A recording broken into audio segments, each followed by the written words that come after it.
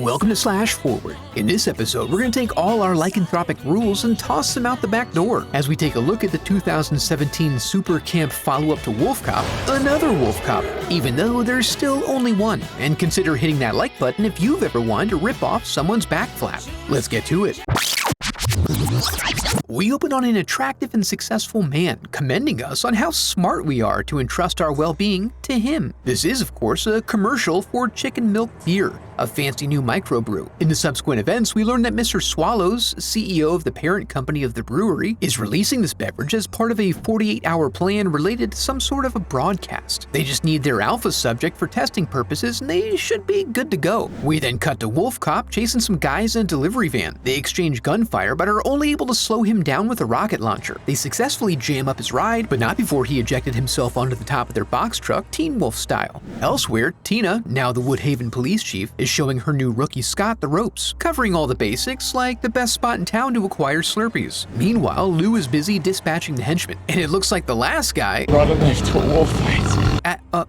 We learn from Tina that they're playing the whole Wolf Cop situation as a local legend, but then their worlds collide as a rolling shootout drives by, requiring them to take off in pursuit. But even though Lou finishes his business and helpfully pulls the truck over into a parking space, they barely keep up and are only able to piece together what transpired from the pieces of people that are strewn about the back. Tina immediately heads to Lou's lair to give him an earful about this. He promised to stay tucked away and also to not commit mass murder, but the evidence collected as a result of his careful and meticulous detective work imply that there's some sort of shapeshifter shenanigans going down. Then, through radio voiceover, we learn that Mr. Swallows has been investing heavily in the town's infrastructure, setting up shop in their defunct brewery and are even opening a hockey rink for the benefit of its citizens. Under this context, as they go about clearing out the massacre evidence, Mayor Rich pops over to the station to try to convince the officers that all this influx of cash is good for the town, and to try to peer pressure the officers into slamming some chicken milk while on duty. Slam a cold cock!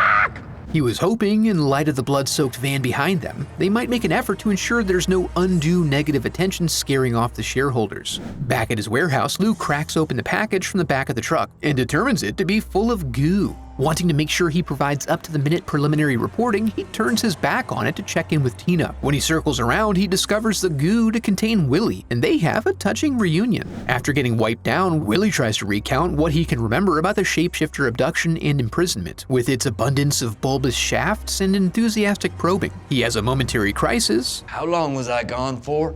About what he missed while he was in stasis, but he has to run off when his GI puts him at risk of evacuating some goo into his gitch. Back at the evil lair, we see they're in the process of tuning up a special automaton they want to unleash on the town to keep the law busy while they do their thing. So while Lou is out at the local donut shop / convenience store looking for some supplies for Willie, Frank arrives at the local gentleman's club, the patrons of which pay him no mind due to the variety of distractions already available to them. Lou returns to his den so he can be secured ahead of his transformation. While he goes through his normal changes in defiance of standard lore, Willie, we learn, is in the bathroom losing the battle with his lower colon. We also see that Frank is in the process of starting some trouble downtown. So while Lou settles into an uneventful evening of medical dramas, Willie wakes up feeling somewhat better until he finds he has a new friend who's talking to him, which is a bit surreal. He decides to head out in search of some duct tape, but runs into his unrequited love, Tina. In the interest of regaining her trust after what his shapeshifter did, he comes clean, unzipping his coveralls and giving her a friendly how-do. Meanwhile, the rookies have responded to the call at the strip club where they meet Frank, who we find shows mercy when his scanner reveals that Scott is similarly with a pupil stage worm child. Tina intends to handle this on her own. However, while Willie works to control his new appendage, Lou deputizes him and hitches a ride to the club. When they enter, they discover that Frank is impervious to gunfire and can also take quite a bit of punching and clawing. Despite the mounting evidence that they will be unable to damage him, Tina decides that double pistolas is the way to go. But as we come to learn, fire is really the only option here. Tina then stays behind to clean up the mess while Willie tries to find help for Lou's pulverized face. He visits his sister Kat, who crushes up some moon rocks and, by certified faith healer's orders, administers administers it via his sinuses, and then recommends some rest. Back in Woodhaven, Tina is working on putting together pieces of evidence and comes to the realization that the recent happenings must be somehow related to the also recent popularization of chicken milk. Lou and crew decide to continue to heal while drinking, and Willie regales him with tales of he and his sister's upbringing as she presents to Lou from the bar. They have to leave shortly after arriving when Willie's new friend starts acting up. He tries to relax at home and see if getting Slick Willie high might take some of the edge off.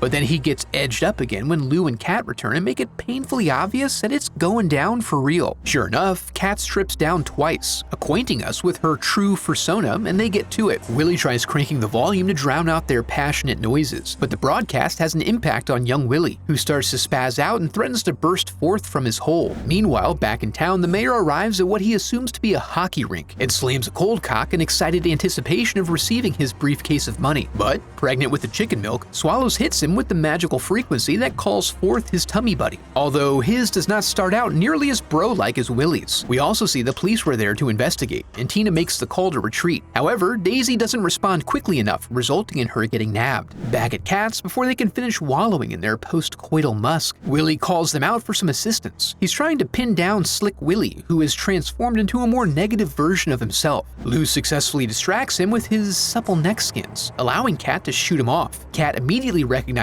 this as a baby shapeshifter, meaning that huge trouble is brewing. Then Lou gets the call from Tina, essentially confirming that trouble has already boiled over. So as the whole town prepares for the season opener, Tina gears up for a huge bust. They need all the force they can muster, so in the absence of a full moon, Willie breaks out the moon rock. They arrive at the big game, slipping incognito into various undercover positions. Swallows then steps up to the podium to provide his opening statement about how blessed they all are to have him interested in their little loser town. He then introduces them to their new home team, and they all ready up for the opening bell. This involves Oregano performing the anthem in conjunction with one of those little broadcasting devices. The resulting effect is an entire audience succumbing to severe bouts of bubblegut, which could be viewed as a commentary on his performance. As the children emerge, the game proceeds as normal, but not for long. Willie busts into the announcer's booth to shut down the transmission and destroy the organist. At the same time, Lou reveals himself on the ice and they work to clear out the townsfolk. High as hell on that moon dust, Lou then impales a couple of hockey gents and then pulls a significant back flap off another. On the sidelines, Tina wrestles briefly with whoever this was supposed to be before Willie shoots her off. Then, while in an action lull, they are distracted by the fact that Daisy is still being held hostage, while Swallows sends out the rest of the team. This requires Willie to borrow a fan scythe so he can crush up a heaping helping of moon dust to keep Lou going. He lucks out and that this isn't just a prop scythe, and he's able to use it to eviscerate the rest of the team. Unfortunately, that one lady shows back up in a rink tank and slowly approaches. Elsewhere, Tina catches up with Swallows to arrange the return of his hostage. She stands him down and he gives Daisy back, but then reveals the whole place is wired to blow, so if she wants a chance at survival, she is required to let him leave. While back on the rink, Lou is getting torn down with a 50 cal and is about to be slowly crushed under the tank's treads, but he's saved at the last moment by Kat, who is a wolf, which is part of the canid family, and that bugs me probably way more than it should. While Lou is revived on a double shot of moon dust-laced moonshine, the cheerleaders get their arcs concluded with a sloppy murder on the ice. Then Tina and Daisy return to everyone having a good, hearty belly laugh, and she explains the situation to them so they can run out, right as the whole place goes up in flames. Then they all crack open some cold ones and just watch the place burn. When morning comes, we find that they've been doing this all night, and then they all agree to drive off to a bar where they can continue their celebration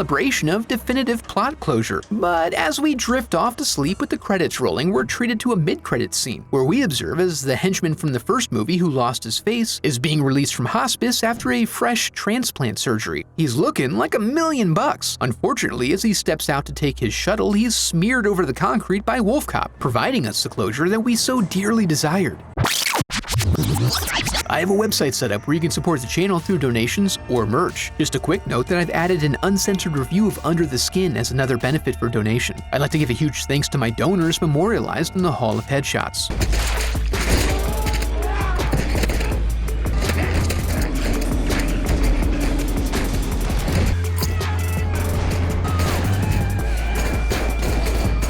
I don't know, I liked Wolf Cop a great deal, and I certainly appreciate what the director was going for with this sequel. I'm just not sure that trying really hard to be intentionally bizarre is good enough for a sequel to a film that was much more grounded, especially when that's part of what made the original so good. Also, I got a sense that maybe Lowell Dean didn't really get what made the original film popular, or possibly misunderstood how to capitalize on it. For instance, in the original, there was a brief scene where Willie tried to convince Lou to drop his gitch. It was a pretty funny and charming scene, but was also natural and unforced. It seems Dean took the approach saying, "Oh, you like to hear about gitches? Well, you're in luck because the sequel's gonna feature them prominently in a variety of areas." And it gets to be a bit much and sucks a bit of the fun out of it. If you enjoyed the video, I'd love for you to become part of the channel by subscribing. Thanks for watching.